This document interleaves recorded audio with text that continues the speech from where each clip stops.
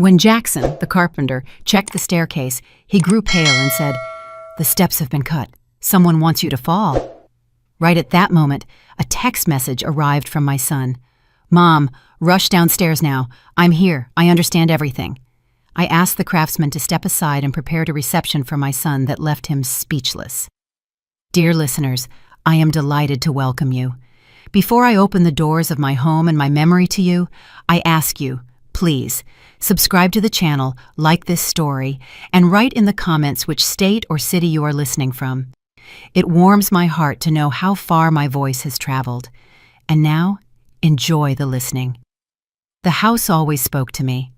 This is not the metaphor of an old woman, lonely and losing her mind. No, it is a fact that anyone who has spent even one night within the walls of a genuine, historic Philadelphia brownstone would agree with.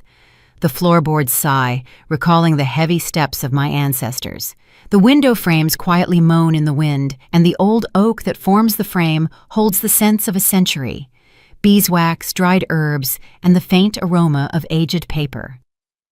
My name is Ariadne Kimbrough, but everyone calls me Addie. I am 68 years old, and I am the keeper of this place, not the owner. No, we do not own history. We merely look after it temporarily. But my son, Kalen, never understood this. To Kalen, this house was simply a rotting pile of lumber.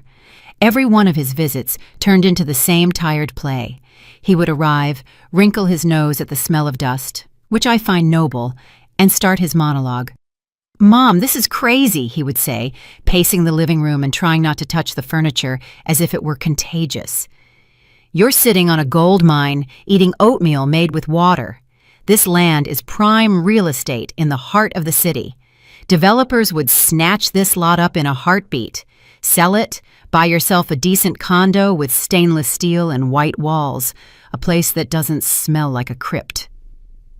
I usually remain silent, sorting the index cards in my catalog. I worked in the National Archives for 20 years, and the habit of systematizing chaos helped me maintain my composure. But recently, a new quality had entered Kalen's voice, not just annoyance, but a kind of feverish haste. He started calling more often. His wife, Danica, a woman with icy eyes and perpetually pursed lips, also suddenly displayed a keen interest in my health. "Ariadne, are you having trouble going up to the second floor? Don't your knees ache? Do you ever feel dizzy?" To somehow quell their pressure, I agreed to a small concession. The main staircase, the pride of the house, a wide oak cascade leading to the second floor where I lived and worked, had begun to creak. A deep, drawn-out groan sounded every time I stepped on the third step from the top. "See?" Kalen had crowed last Tuesday. "It's all rotting. You're going to fall and break your bones. If you won't sell, at least let me hire a crew. They'll tear all this out and install a proper metal frame." "No metal," I cut him off then. "I will call Jackson." Jackson was the local carpenter, a master of that old-school caliber where conscience mattered more than a contract. He was a man of few words, smelling of fresh wood shavings and linseed oil. He knew this house almost as well as I did. And so, this morning, Jackson arrived. I left him at the foot of the stairs and went up to my study. I needed to finish cataloging the documents from 1912. The sun was soft on my writing desk. The house was quiet, with only the delicate tapping of tools drifting up from below. I felt calm. I believed I had the situation under control. The staircase would be fixed. My son would settle down, and I could once again immerse myself in my papers. How wrong I was. The silence was broken, not by a crash, but by a strange, stifled sound. As if someone was trying to yell, but the voice was caught in their throat. "Ariadne!" Jackson called out. His voice sounded muffled, unnatural. "Ariadne, please come over to the railing, but whatever you do, do not step on the steps. Be careful." A chilling premonition gripped my heart. I set down my fountain pen, carefully closed the inkwell, and walked out onto the second-floor gallery. Jackson was standing on the fourth step from the bottom, looking up. His face, usually ruddy from work, was gray, like ash in the fireplace. In his eyes, I saw not professional concern, but genuine, primal fear. He lifted the heavy velvet runner that covered the center of the staircase. Usually, it hid the wear on the wood, but now it concealed something far more terrifying. "Look," he whispered, pointing with his chisel at the top 3 steps. "I only removed the carpet fasteners. I haven't even started sanding." I squinted. From my vantage point, from the safe landing, I saw thin, dark lines running across the supporting boards. It was as if someone had drawn them with a black pencil. "Is it rot?" I asked, feeling the cold spread within me. "No." Jackson shook his head. He pressed his finger lightly on the edge of a step, and the massive oak board, which should have been able to support the weight of a piano, bent like a sheet of cardboard. "It is not rot, Ariadne. It's a cut. A fresh, clean saw cut. Someone sawed through the supporting beams from underneath and from the sides. They are holding on by a thread, by fibers as thin as a matchstick." He looked up at me, his eyes full of horror and pity. "The steps are cut. Someone wants you to fall. The moment you put your full weight down, you'll plummet head first. It's a trap." In that exact second, as if on cue from an invisible director, my cell phone, resting in my cardigan pocket, vibrated. The sound seemed deafening in the dead silence. I slowly pulled out the device, a message from Kaylin. The text was blurred before my eyes, but I forced myself to focus. "Mom, rush downstairs now. I'm here. We have an emergency. Don't wait. Run to the door. I understand everything." Time stopped. I looked at the screen, then at the mutilated steps, then back at the screen. The puzzle snapped together instantly, with a dry, merciless click. The creak I had complained about was just a pretext. My son's insistence, Danica's sudden concern, and this text message, "Rush downstairs." Rushing down, right onto the steps where the wood had been turned to dust, ready to give way beneath my feet. My son had not come to visit me. He had come to hear the crunch of my spine. My chest felt hollow, as if someone had scooped out all the love, all the tenderness, all the memories of rocking him in his crib and bandaging his scraped knees. Only a ringing, icy clarity remained. Tears did not come. It was too late for tears. Now I had to survive. I took a deep breath of the stifling air of betrayal and looked at the carpenter. He was waiting for my reaction, a fit of hysterics perhaps, or a fainting spell, but I straightened up. My voice, when I spoke, was as firm as the oak the house was built from before the worms got into it. "Jackson," I said quietly, "please remove the runner completely, roll it up, and place it in the corner. Let the cuts be visible." "But Ariadne, what are you going to do?" he stammered. "Do as I say," I commanded, feeling a steel spring, whose existence I myself had forgotten, awaken inside me. "Expose the trap, then take your tools and go into the library. Lock the door behind you and do not come out until I call you. Whatever you hear, do not come out." Jackson nodded, seeing something in my eyes that compelled his unquestioning obedience. I remained standing on the upper landing, listening to a car pull up to the house. The engine cut out. A car door slammed. My son was walking in to murder me. Well, I was ready to meet him. I backed away from the edge of the abyss. Gravity pulled downward, but the instinct for self-preservation, that ancient and infallible compass, pointed in another direction. I did not run to the window to call for help, nor did I lock myself in the study. Panic was a luxury I could not afford. Instead, I turned my back on the main staircase and walked down the hall toward the opposite wing of the house, where, hidden behind a massive oak linen cabinet, was a narrow door papered with the same wallpaper as the walls. The back entrance, the servants' stairs. Narrow, steep, smelling of dry plaster and old mouse traps. Kaylin had forgotten about it in childhood. For him it was too tight, too dark, unworthy of his attention. He always preferred grand entrances and loud appearances. Now his arrogance was my salvation. I opened the door. The hinges did not creak. I always kept them oiled. The archivist's habit of maintaining mechanisms in order. I stepped into the gloom. The steps here were simple, pine, worn down the middle by the hundreds of feet of the housekeepers and cooks who had lived here 100 years ago. I descended, holding on to the rough wall, counting every step. 1, 2, 3. With every step down, I left behind the Ariadne Kimbrough who had believed in the unconditional love between a mother and son. Down in the darkness, another woman was born, a cold, calculating woman who no longer had a son, but only an adversary. Reaching the first floor, I stepped out into a small pantry next to the kitchen. My hands were not trembling. On the contrary, my movements became frighteningly precise. I walked into the kitchen, filled the kettle with water, and placed it on the stove. The click of the gas burner sounded like a starter pistol shot. While the water was boiling, I took the best porcelain set from the shelf, the one with the thin gold rims, which we only brought out for Easter. 3 cups, 3 saucers, a sugar bowl. I arranged everything on a silver tray. Why 3? 1 for me, 1 for Kaylin, and 1 for the unseen witness, for death itself, whom he had invited into this house. But who would leave empty-handed today? I picked up the tray and walked into the hall.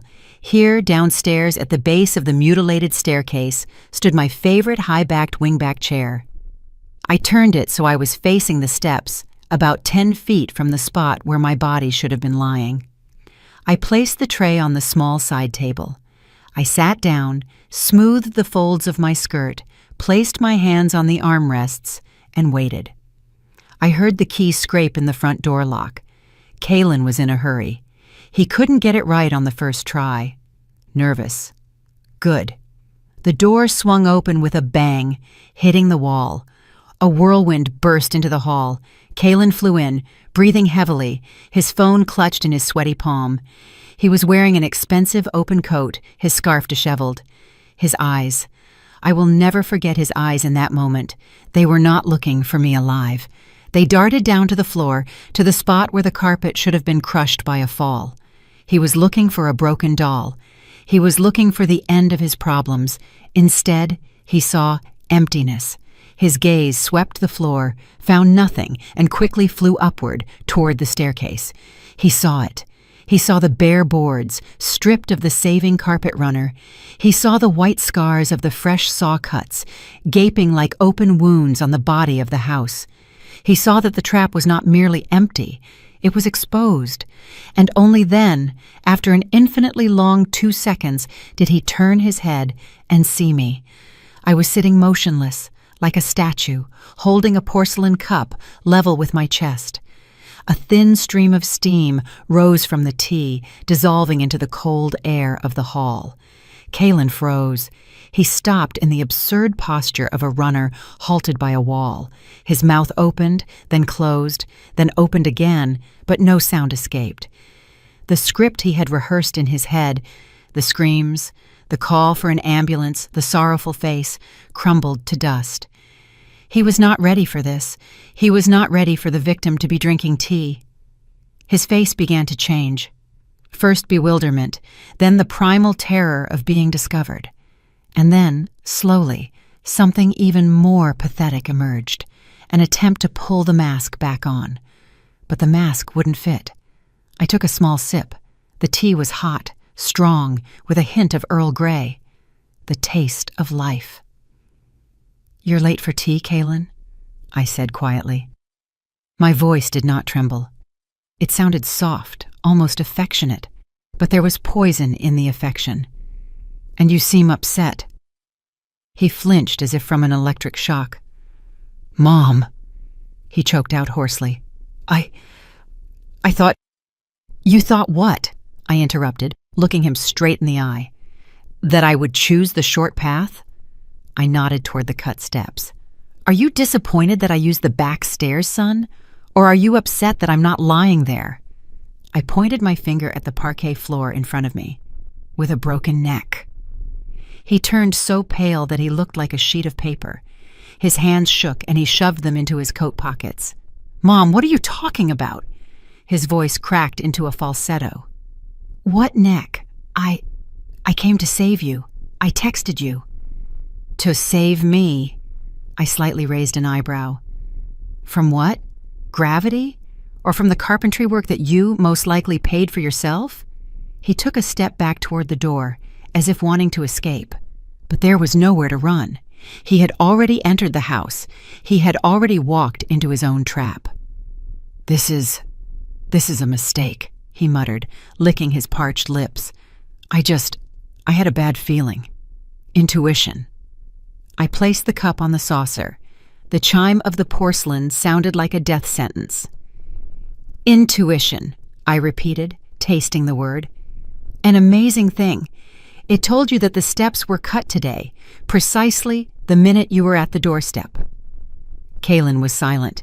He looked at the staircase, at those monstrous cuts, and I could see the gears turning frantically in his brain, trying to concoct an excuse that didn't sound like a confession to attempted murder. "Sit down, Kalen," I said, pointing to the chair across from me. "The tea is getting cold, and we have a long conversation ahead of us about renovations and why you wanted me to rush down so quickly." He didn't move. He stood, pinned by my gaze, and I saw the hope for easy money die within him, replaced by fear of his own mother.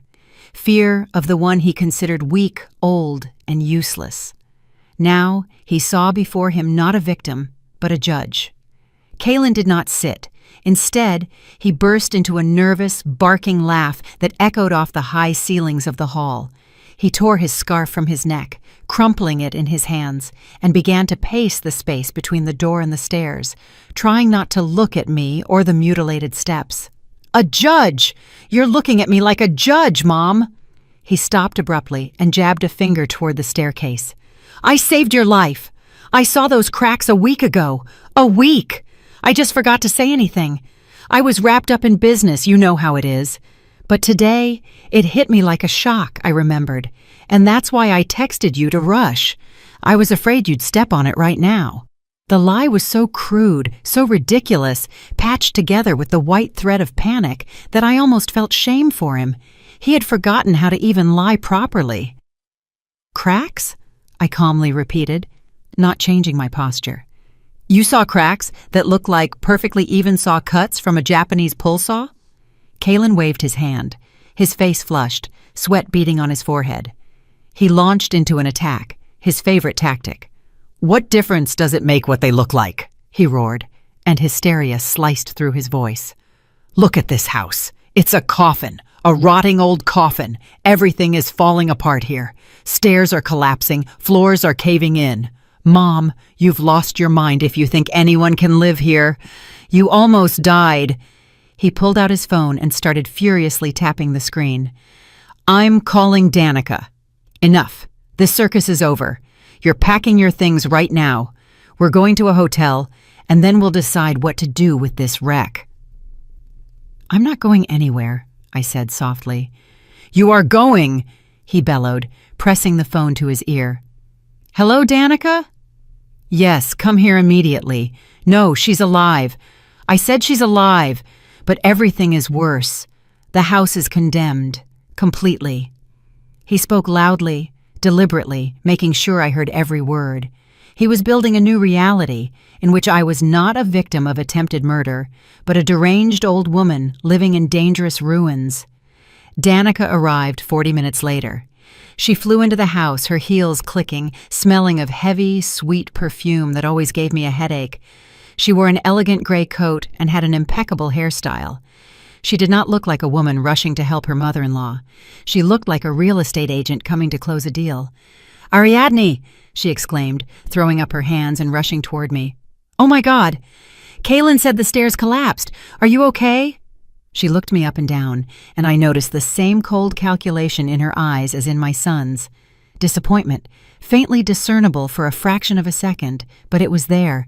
"The stairs didn't collapse, Danica," I said, pulling away from her false embrace. "They were cut." "Cut?" She theatrically widened her eyes and looked at Kalen. "Honey, what is she talking about?" "Mom is in shock," Kalen quickly interjected, wiping his forehead with a handkerchief. "She sees conspiracies everywhere. The wood rotted, Danica. It just rotted. I told you it's dangerous here." Danica instantly picked up the game. She knelt down in front of me, taking my hands in her own, cold, dry, and grasping. "Ariadne, listen to me," she spoke in the tone one uses with a spoiled child. "We can't risk this. Kaylin is right. You got lucky today, but tomorrow the ceiling might fall. You must leave for your own good." They stood over me, the two of them, son and daughter-in-law, two vultures circling prey that refused to die. They exchanged quick, triumphant glances. They thought they had won. Yes, the murder had failed, but they had gained a trump card, the condemned status. Now they had a reason to kick me out of the house by force of concern. "We'll take you straight to the Grand Hotel right now," Danica cooed. "And tomorrow, Kaylin will deal with the repairs." She paused, then continued. "But for that, dear Ariadne, we'll need you to sign a couple of papers. A temporary power of attorney so Kaylin can hire workers, order materials, and deal with inspectors without involving you. You don't want to run around dealing with bureaucracy at your age." Power of attorney. There it was. The key to the lock. A general power of attorney that would allow them to sell the brownstone while I drank sweet tea in the hotel. I lowered my eyes, feigning submission. My shoulders slumped. I allowed my hands to lie limply in Danica's palms. I am so tired," I whispered in a trembling voice. "This is all so frightening." "Of course it's frightening," Kaylin jumped in, sensing victory. "Mom, just sign the papers, and we'll take care of everything. You need to rest." I slowly raised my head. "All right," I said. "I will sign." Kaylin exhaled with such relief that his shoulders dropped about 5 inches. Danica squeezed my hand a little tighter, barely suppressing a smile. "But," I added, "not now and not here." "Why?" Kaylin grew suspicious. "Why drag it out?" "It's an official document, Kaylin. I won't sign it on my knee in the hallway. I want everything done by the book. Tomorrow evening here at dinner, I will invite Ms. Vance." "Ms. Vance?" "The notary." Kaylin grimaced. "Why do we need that old biddy? We can do it ourselves." "No," I firmly interrupted. "Only with Ms. Vance. She has handled our family's affairs for 40 years. If you want a power of attorney, it will be formalized through her. Tomorrow at 7 o'clock in the evening. That is my condition." Kaylin and Danica exchanged glances. I saw them weigh the risks. A day's delay versus complete control over the property. They decided the gamble was worth it, especially since I was already broken. I had agreed. The old woman had surrendered. "Fine, Mom," Kaylin said, trying to conceal his impatience. "Tomorrow at 7 o'clock. Miss Vance it is." "And now," Danica stood up and dusted her knees. "Let's pack your things. Kaylin, help your mother. I'll bring a suitcase from the car in the meantime. I have a spare one there." "No need," I said. "I have a packed bag in the guest bedroom. I was preparing clothes for the wash. Danica, be a dear. Fetch it. It's on the bed." Danica nodded, and her heels clicking, headed down the side corridor toward the downstairs guest room. Kaylin remained in the hall, nervously checking his phone, already mentally spending the money from the sale of my house. I sat and listened to my daughter-in-law's footsteps fade away. I knew what she would find there. I hadn't asked her to bring my bag. I had sent her to her own secret. After a minute, no sound came from the guest room. The silence became thick, viscous. Then I heard quick, faltering steps. Danica returned. She was pale. Her lips were pressed into a thin line, and her eyes held a mixture of fury and fright. She carried nothing in her hands. "What's wrong?" Kaylin asked, without looking up from his screen. "Where's the bag?" "There's nothing there," she hissed through clenched teeth, staring directly at me. She was lying. I knew what she had seen. Yesterday, when they had visited to check on me, Danica had left her suitcase in the guest room, saying it contained old magazines for me. In the morning, while Kaylin was messing with the staircase, I peeked inside that suitcase. It wasn't locked. There were no magazines inside. Neatly folded, there was a black dress, severe, funereal, made of expensive wool, and next to it, a black veil. They weren't just hoping for an accident. They had arrived prepared for the funeral. They were so certain of the success of their plan that Danica had brought mourning attire to save time shopping after my death. The pragmatism of murderers. I looked at Danica and offered her the most tired, helpless smile I could manage. "Nothing there? Oh, I must have gotten confused, dear. Old age is a frightful thing. My memory fails me. Well, we'll go just like this, and we'll sort everything out tomorrow." Danica remained silent. She understood that I knew about the dress, but she couldn't tell Kaylin about it now without revealing the full depth of their cynicism. We had an unspoken agreement. They think I'm a foolish victim, and I allow them to think so. Until tomorrow's dinner. "Let's go, Kaylin," she said sharply, grabbing her husband's elbow. "Mom needs rest." They escorted me out of the house like a prisoner, but I knew that the real trap was only just beginning to close, and this time it wasn't for me. The night at the hotel passed without sleep. I lay on the crisp, unfamiliar sheets, staring at the ceiling, building the battle plan in my head. In the morning, as soon as Kaylin and Danica left on their urgent business, leaving me to rest, I checked out of the room. I needed to arm myself, not rest. First I went to Ms. Vance. My old friend and notary met me in her office, which was cluttered with files. After hearing my story, she didn't gasp or clutch her heart. She merely took off her glasses, wiped them with the corner of a handkerchief, and silently took a heavy bunch of keys from her safe. "We are going to the bank, Ariadne," she said in her dry, businesslike tone. "Time to retrieve that file." In the bank vault, in the cool semi-darkness of the storage room, I held a thick leather folder. It held the secret Kaylin didn't even suspect, but this was not enough. To win, I needed to know not only what to strike with, but where. I needed to understand the enemy's motives. I returned to the brownstone. Kaylin thought I was at the hotel, so the house was empty and quiet. I walked past the broken staircase, trying not to look at it, and went up the back stairs to my workshop. There, among the old tools, I began to search. I was not looking for documents, but for the murder weapon. Jackson said the cuts were clean, meaning they were made with a good tool. I checked the workbench. Everything was in place except for one thing, a Japanese pull saw for fine woodworking, a gift from my late husband, Kaylin's father. A tool with a flexible blade, capable of making cuts thinner than a hair. It was not on its peg. I found it in the old woodshed in the yard, carelessly tossed behind a stack of firewood. Oak dust was still visible on the teeth. Kaylin didn't just try to kill me. He used his father's favorite tool to do it. He desecrated his memory, turning an instrument of creation into a tool of murder. This thought burned me more fiercely than the fear of death. This was a betrayal at the level of blood. But why? Why such a rush? Why such a risk? Kaylin had always been greedy, but he was a coward. Murder requires desperation. I went up to his old childhood room. He rarely came here, but I knew he sometimes used it as a storage space for his papers when he stayed overnight. I began sorting through the books on the shelves. Treasure Island, The Children of Captain Grant, books about honor and courage that he had read, but evidently never understood. From the volume of Dostoevsky, a sheet folded into quarters fell out. Not a postal envelope, just crumpled paper, as if it had been hidden in haste. I unfolded it. It was not a letter. It was an ultimatum.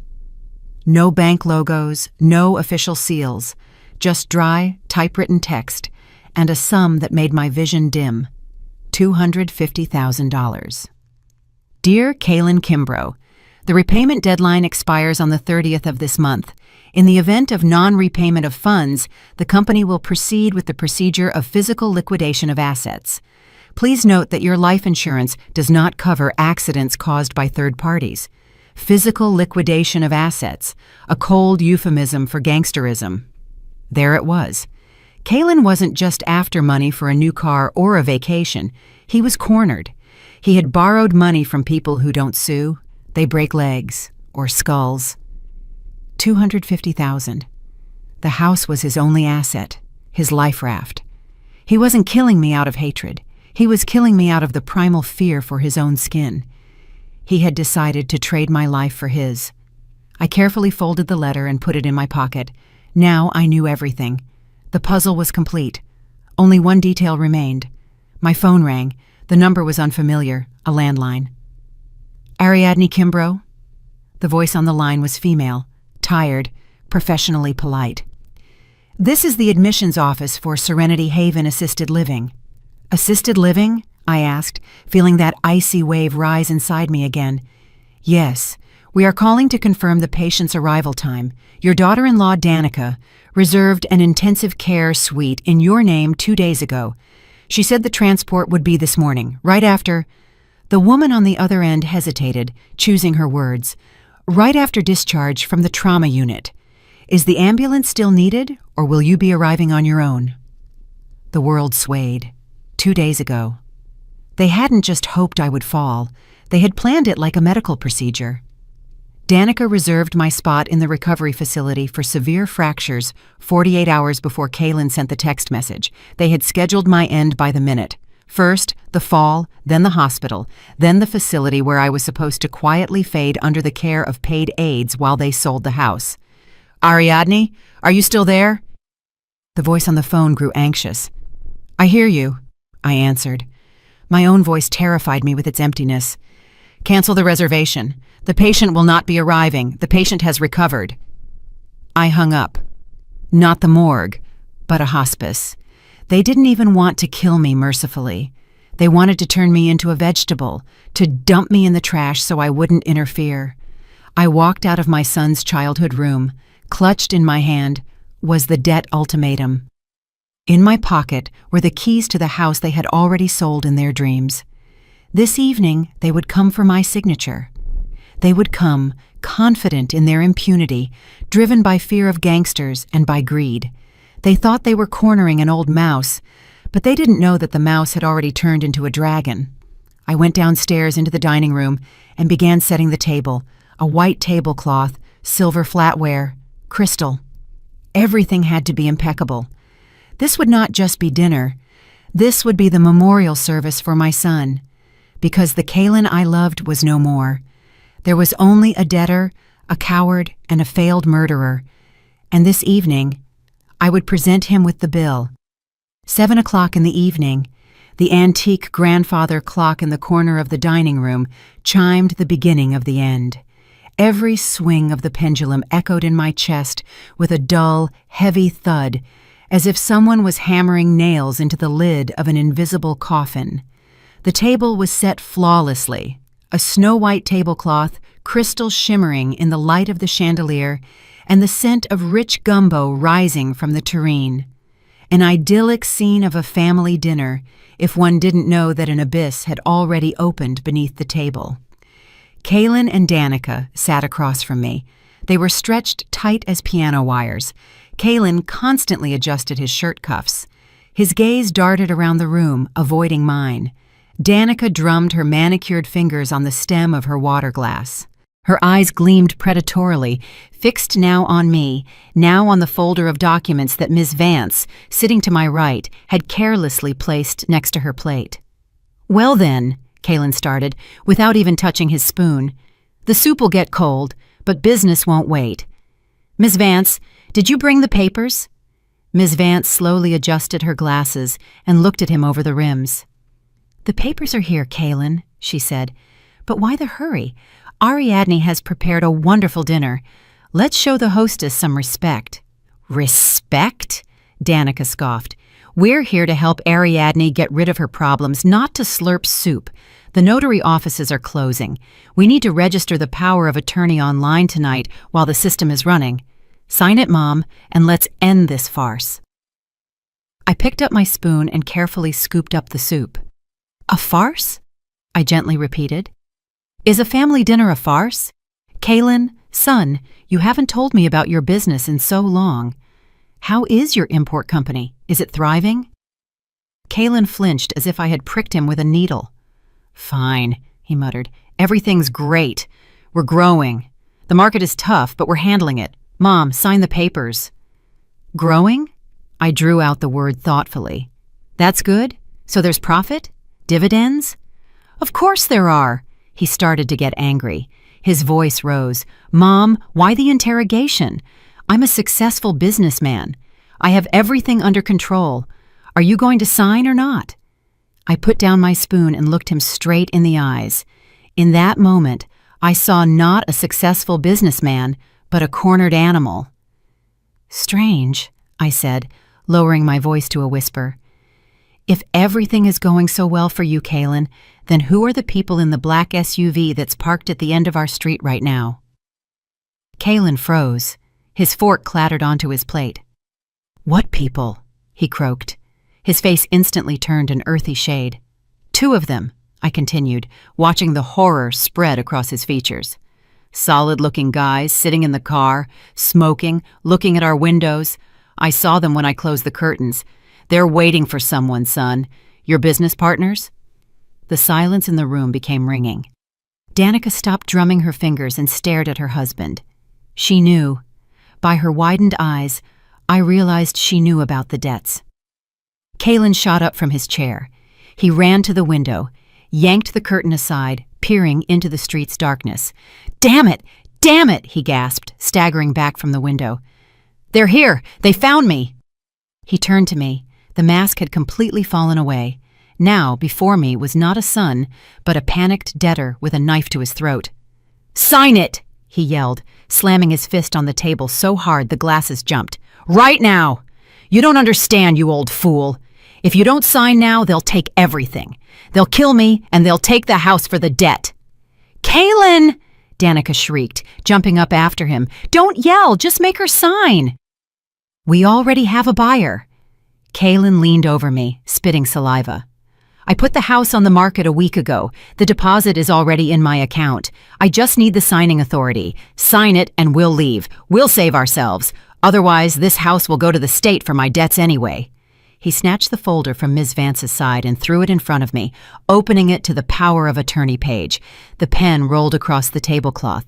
Sign it now, or I won't answer for myself. I looked up at him, at his face contorted by fear, at his trembling hands. He was ready to hit me. He was ready to do anything to buy himself off from the men waiting outside. He had already sold this house, my house, the house of his ancestors, without even asking me. He had taken the deposit. He had spent money he didn't even have yet. I slowly picked up the folder. Kaylin froze, breathing heavily. Hope flared in his eyes. He thought he had broken me, but I did not pick up the pen. I closed the power of attorney folder and pushed it aside. Then I reached for my leather folder, which lay on the edge of the table, and opened it.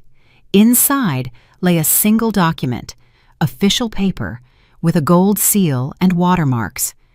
You can't sell this house, Kaylin, I said quietly, yet clearly.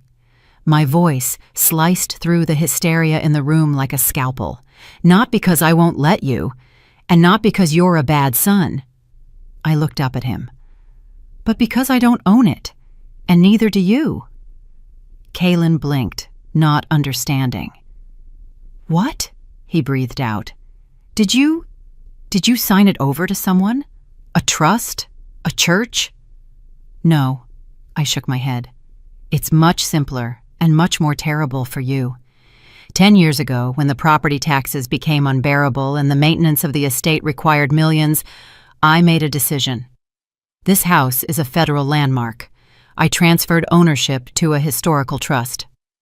I turned the document to face him. Read it, Kaylin. Certificate of Transfer of Property Rights to the National Cultural Heritage Fund. I am not the owner here. I am the lifetime curator. I live here as the keeper. This house belongs to the government. It cannot be sold. It cannot be mortgaged. It cannot be taken for debts. It is on the Department of the Interior's balance sheet. Danica gasped and slumped against the table, covering her mouth with her hand. Kaylin snatched the paper. His eyes darted over the lines, trying to find a trick, an error, a lie. But the seal was real. The signatures were real. This can't be, he whispered, and the paper fell from his weakened fingers. You all this time, you lied to us? I did not lie, I answered harshly. You never asked. You never cared about my work, the family history, or this house. You only saw walls and square footage. If you had only once cared about what your mother's life revolved around, you would have known. But you only saw money, and now there is no money. None. Kalen backed away. His gaze became frantic. But the deposit! I already spent the deposit. They'll kill me. They'll tear me apart. He looked at me with such hatred that I felt cold. You knew, and you stayed silent. You set me up.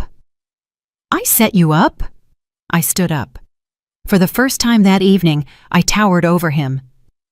You cut the staircase, Kalen. You prepared a room for me in Serenity Haven. You tried to sell what doesn't belong to you. You dug this hole yourself. The truth was out. The house was a mirage. The inheritance was dust. Kalen stood amidst the ruins of his ambitions, and I watched the desperation in his eyes give way to something even darker. He realized he had nothing left to lose. You killed me! Kalen roared. His face twisted, the veins in his neck bulging, and he swept a crystal vase off the table. The shards scattered across the parquet floor with a piteous chime, but the sound was swallowed by his scream. You knew I had debts. You knew they would come, and you stayed silent. You sat here like a spider weaving your web while I drowned. Danica jumped up, her face erupting in red blotches. You deceived us, she shrieked, pointing her perfectly manicured finger at me. You old witch! We wasted our time on you. We brought you groceries. We endured your tantrums. And you're just a glorified caretaker. You're nobody in this house. You're empty. They shouted, interrupting each other, pouring out all the venom that had accumulated over the years. Their greed, faced with reality, had turned into pure, undiluted hatred. I owe $250,000. Kalen grabbed his hair, swaying from side to side. $250! The interest is compounding every hour. Those people in the car, they won't leave without the money or the title. What am I supposed to give them? This paper about cultural heritage? They'll shove it down my throat. He lunged toward me, grabbed my shoulders, and started shaking me like a rag doll. Do you have money? I know you do. You couldn't live on just a pension. Where is it? Where are the family jewels? Where is your grandmother's gold? Tell me, you have to buy me out. Are you a mother or what? I did not physically resist, but my gaze remained icy. Take your hands off me, Kalen, I said quietly. I won't. He squeezed his fingers tighter, causing pain. You're giving me everything right now. I won't die because of your principles. If the house is gone, there must be something else. You always hid things. I only hid the truth from you so you wouldn't feel inferior, I replied, looking him right between the eyes. But now it's too late. There is no money, Kalen. There is no gold. Everything of value went into restoring the roof 5 years ago. I invested everything in this house so it would stand, to preserve the memory. Memory? He pushed me away and my back hit the buffet. Who needs your memory? If I get killed, I would burn this shack down, you hear me? I would burn it to the ground if you hadn't fallen off the stairs. The words hung in the air, heavy and terrible. What did you say? I asked. Kalen, suffocating with rage, no longer controlled his tongue. He was losing it. Yes, I would have burned it. He laughed, crazed and terrifying. I had a plan B. If you didn't break your neck, I would have staged a short circuit, at night. Old wiring, wood frame house, no one would have blinked. Insurance. I thought there was insurance. I would have gotten the payout. But you even beat me here. No house, no insurance, nothing. He had confessed. In a fit of desperation, he had laid out everything. Not only the attempt on the staircase, but also his readiness to burn me alive in my own home for phantom millions. Insurance fraud, intentional arson, murder, the whole package. Danica froze, realizing what he had admitted. She tried to pull his sleeve. Kalen, shut up, she hissed, but it was too late. Mrs. Vance, who had been sitting motionless all this time, as if she were a piece of furniture, slowly rose from her chair. She adjusted her jacket and picked up her phone from the table. The screen had been dark the whole time, but as it turned out, not turned off. "That's enough," she said. Her voice, usually soft and dry, now sounded authoritative and sharp, like a judge's gavel. Kaylin and Danica turned to her. "What do you want, you old biddy?" Kaylin snarled. "Get out of here while you can." Ms. Vance looked at him with disgust, as one looks at a crushed cockroach. "I am not just a notary, Kaylin Kimbrough," she said clearly. "I am here as the official representative of the Historical Trust and the government guardian of a cultural heritage site. Any threat to the integrity of this building is a federal crime." She stepped forward, an unexpected threat in her posture. "And you have just confessed, in the presence of a witness, to preparing to commit arson on government property, to attempted insurance fraud, and, most importantly, to the attempted murder of Ariadne Kimbrough." Kaylin froze. The word witness was starting to sink in. He gave a nervous chuckle. "You? Who would believe you? Two senile old women against the word of a successful businessman. I'll say you provoked me, that you were trying to extort money." Ms. Vance raised the phone, showing him the screen. The active call icon was lit up. "This conversation is 42 minutes long," she said. "I am not the only one listening to this family dinner, Kaylin. The police dispatcher is on the line, and Captain Marcus Reed, who is investigating your firm's fraud case, is also listening. Speakerphone has been on since the beginning. Every word you said is recorded, every threat, every confession." Kaylin's face turned chalk white. He backed away, stumbled over a chair, and nearly fell. "No," he whispered. "This can't be. You set me up." "We defended ourselves," I said, straightening up. The pain in my back subsided, replaced by cold resolve. "You thought we were defenseless victims? You forgot, son, that I worked in document classification for the Department of Justice for 20 years before moving to the museum. I know how to gather evidence, and I know how to catch traitors." Danica shrieked and darted toward the dining room exit. "I had nothing to do with it," she screamed as she ran. "It's all him! His debts! I didn't know anything! I'm just his wife!" But in the doorway, she collided with someone massive and bounced back into the room. Kaylin glanced around wildly. The trap had sprung. He realized the men in the SUV I had mentioned were not gangsters. This was his real end, and he had signed his own death warrant by opening his mouth. "No!" he roared, losing the last vestiges of his humanity. His eyes were bloodshot. He realized he had nothing to lose, jail or debt. The outcome was the same. A final, insane thought flashed in his inflamed brain. Destroy the evidence. Destroy the witnesses. If there are no witnesses, there is no case. He grabbed the heavy silver candelabra from the table. "I'll take all of you down," he roared, and lunged at Ms. Vance. The candelabra swung, slicing the air with a heavy whistle, but the blow never landed. The metal clanged, meeting not a skull, but something hard and iron. From the shadow cast by the buffet, a figure stepped out. One Kaylin had not noticed in his frenzy. Jackson, the carpenter, intercepted my son's arm mid-swing. Clutched in the craftsman's other hand was a massive pipe wrench, the kind he used to turn bolts on the heating pipes. But now it was a shield and a sword. "Not on my watch," Jackson growled. His usually kind face now resembled the granite-chiseled features of a saintly warrior. He twisted Kaylin's wrist with such force that the candelabra flew onto the floor with a crash. Kaylin howled in pain and doubled over, but immediately tried to headbutt the carpenter in the stomach. Jackson, without moving an inch, simply pushed him in the chest with his palm. Kaylin flew backward, knocking over a chair, and crashed onto the parquet, getting tangled in the tablecloth he had pulled down with him. Crystal, plates, the tureen. Everything came down in a thundering avalanche, spilling hot gumbo and shards onto the floor and my son's expensive suit.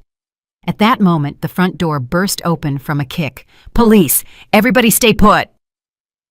The very men in black I had seen outside rushed into the dining room. Not gangsters, not debt collectors.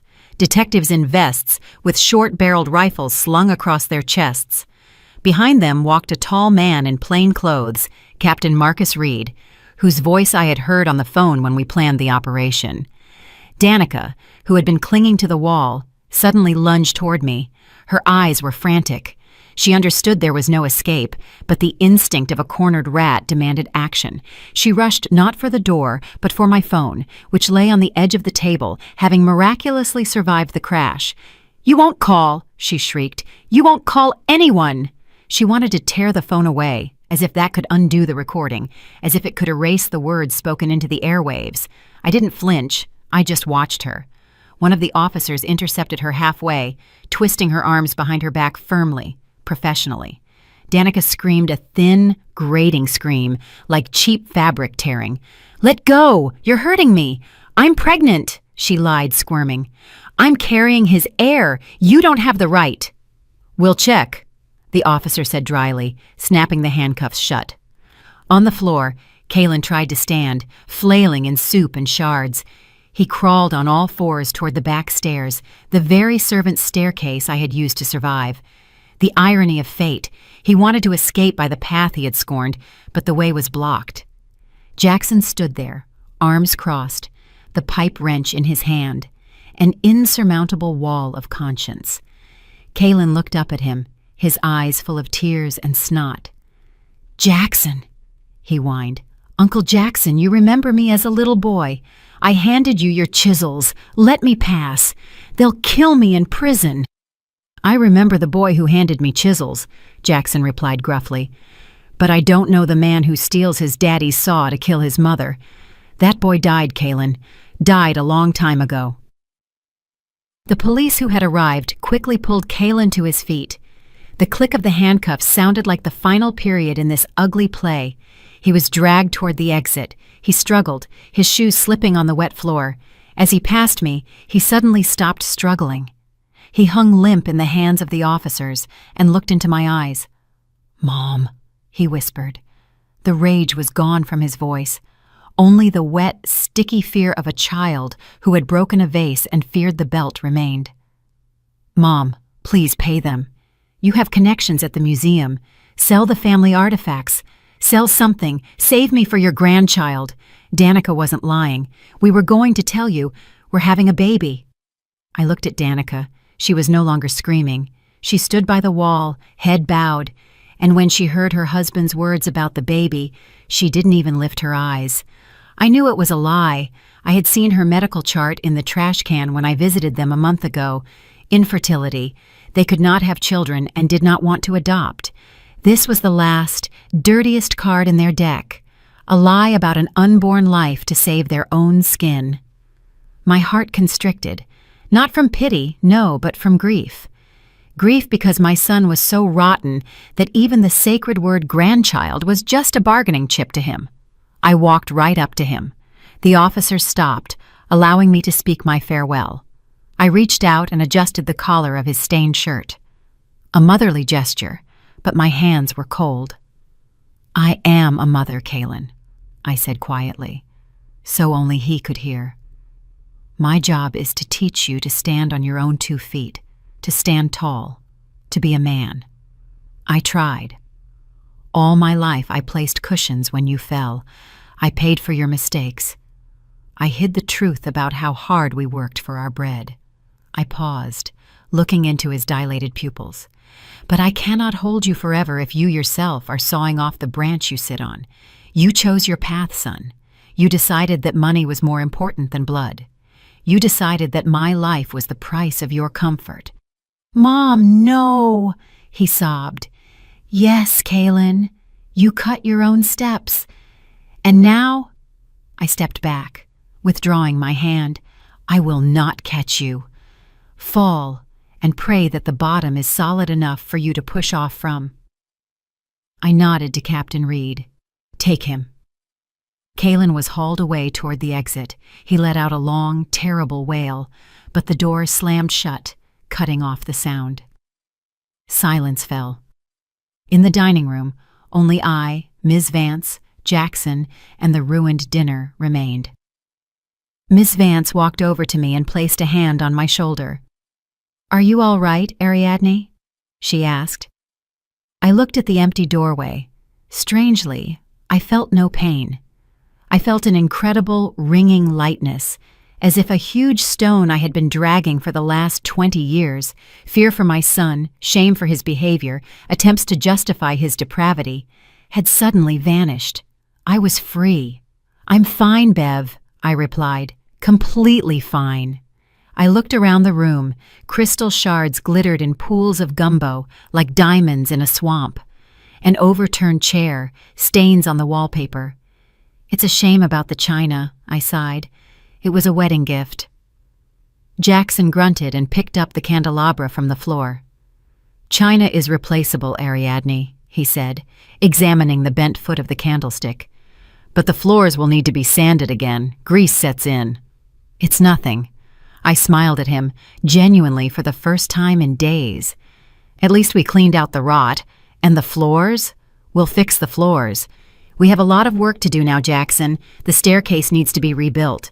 Only this time, for the ages. No rotten boards." "We'll do it," he nodded. "Made from the strongest oak." I walked to the window. Blue police lights flashed outside. Kaylin and Danica were being put into separate vehicles. I drew the curtain. The history of the sickness was over. The history of recovery, mine and this house's, was beginning. 6 months passed. I stood on the top landing of the main staircase, my hand resting on the new banister. The wood under my fingers was warm, smooth, alive. Jackson had kept his word. He hadn't just repaired the steps, he had created a work of art. The balusters were carved in the shape of stylized oak leaves and acorns, symbols of strength and longevity. "And now, children, look here," my voice carried easily across the hall. Down below, heads tilted back, stood a group of school children, the 5th grade from the local magnet school. 20 pairs of curious eyes. They had come for the tour I now gave every Wednesday. "Do you see how the light falls on the wood?" I continued. "This staircase remembers many things. It remembers the balls of the original owners. It remembers the stomp of civil rights marchers' boots. It remembers the silence of the war years. And just recently, it survived a betrayal." The teacher, a young woman in glasses, coughed nervously, but I did not stop. I did not hide the history. I made it part of the tour. 6 months ago, these steps were intended to be a trap, I said, descending. My steps were firm, no creaking, just the noble sound of wood. They were cut to break not just bones, but spirit. But do you know what the most important thing is in construction, both of a house and of a person? The children were silent, mesmerized. "The foundation," I answered, stepping onto the hall's parquet floor. "If there is rot inside, no facade can save it. But if the foundation is strong, any wound can be healed. This house stood because it was built on honor. And we must be the same." The tour ended in the living room, where we drank sweet tea and ate cookies. The children were noisy, asking questions about ghosts and treasure, and I watched them and realized the house was alive again. It was no longer a crypt of memory. It was filled with the voices of the future. When the last student left the brownstone, I walked out onto the porch. The evening sun gilded the tops of the maple trees in the garden.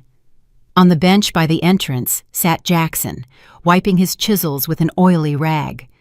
He was now the official caretaker of the brownstone, receiving a salary from the trust.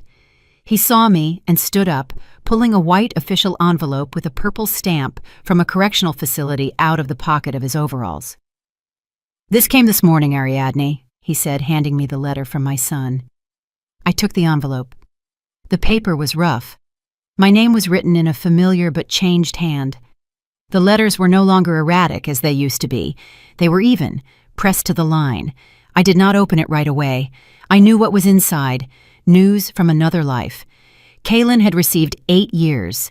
Danica, as expected, filed for divorce. On the very day the handcuffs were snapped onto her wrists. She tried to shift all the blame onto her husband, but the recordings were relentless. She received 4 years for complicity. Kaylin's debts were a heavy burden on his shoulders, but his creditors couldn't reach him in prison. There he was safe from them, but alone with himself. I tore open the edge of the envelope. "Mom, I'm working in the library here. There are a lot of books I never read as a kid. I started with Crime and Punishment. Funny, right? I'm not asking for forgiveness. I know I don't have the right. I just want to say, Jackson was right. The boy with the chisels died. But maybe here, among the books and the silence, someone else will be born. I don't know. I'll try. Don't send money or visits. I don't need anything. Just live. Kaylin. I folded the letter and put it in my cardigan pocket. I would not reply. Not yet. This letter did not demand an answer. It was not a dialogue. It was a confession. I will go to my study, open the thick folder labeled Kimbrough Family History, and place this envelope between the photographs of my husband and Kaylin's birth certificate. This, too, is part of the story. A black page that cannot be torn out, but can be turned. What does he write? Jackson asked, squinting in the sun. He writes that he is reading Dostoevsky, I replied, looking out at the garden I had defended. Dostoevsky? Jackson chuckled. Good stuff. Maybe he'll figure some things out. Maybe he will figure some things out, I echoed. I inhaled the cool air deeply. It smelled of lilac, freshly cut grass, and freedom. The fear was gone. I no longer feared calls at the door, nor the gaze of my son, nor my future. I am Ariadne Kimbrough. I am the keeper, and my watch continues. My dear listeners, that concludes the story of Ariadne Kimbrough. A story about the betrayal by the closest of kin and how an old house proved to be more human than her own son. I often think about this ending. Ariadne acted harshly. Many will say, that's her son. A mother should forgive everything. But should a mother forgive the axe raised over her head? Is love permission for destruction? Ariadne didn't just save her own life. She gave Kaylin the only chance to become a man through atonement. If she had bought him out again, covered for him again, he would have fully turned into a monster. Prison became for him not only a punishment, but a salvation from himself. And what do you think? Did she do the right thing by not paying his debts? Write your opinion in the comments. It is very important for me to know whose side you are on. And one more question for you. Would you like to know what happens to Kaylin next? Will he be able to change by reading Dostoevsky in the prison library? Or will the grave be the only thing that straightens him out? If you want a continuation of this story, please let me know. If you liked my story and want to hear more, go ahead and subscribe to my channel. If you'd like to support me, you can do it through Super Thanks. It would mean a lot. In the comments, tell me which city you're watching from and what time it is, so I can see how far my story reaches. I've added 2 more life stories on the screen just for you. Click one now and let's keep spending time together. Much love. See you soon.